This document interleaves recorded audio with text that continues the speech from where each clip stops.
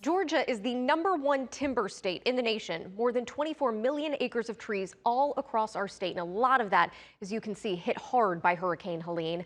Atlanta News First reporter Abby Casoris reports how some families saw their lives and legacies destroyed in minutes.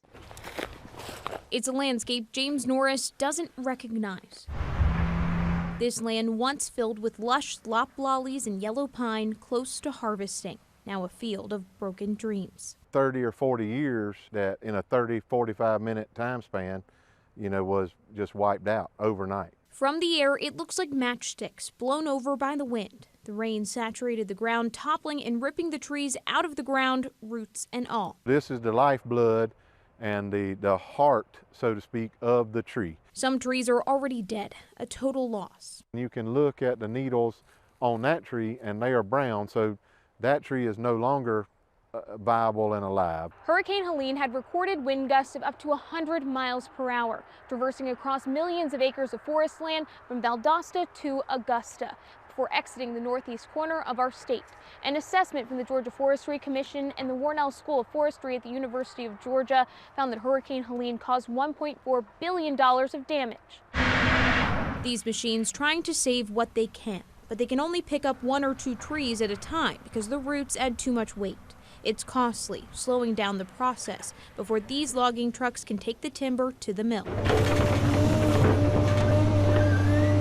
Analysis from Forest Consulting shows prices for most woods have decreased over the past 2 years after hitting an all-time high during the pandemic. They predict this loss could hit your wallet in the next year or so, impacting new construction projects.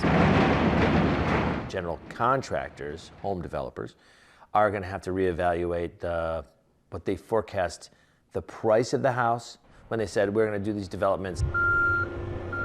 In bigger picture, Georgia's prestigious title as the top timber producer is in jeopardy. It's going to take a long time to recover, and I don't know if it ever will. You could say the Battle family's roots run deep in Wadley, 5 generations. Tommy Battle says he doubts the state can ever recover. They need time and money. It was devastating to little small towns like we live in. The Speaker of the House, John Burns, suggests a relief package at the state level, $470 million, including $200 million for income tax credits for timber and pecan farmers, $20 million for cleanup efforts for timberland.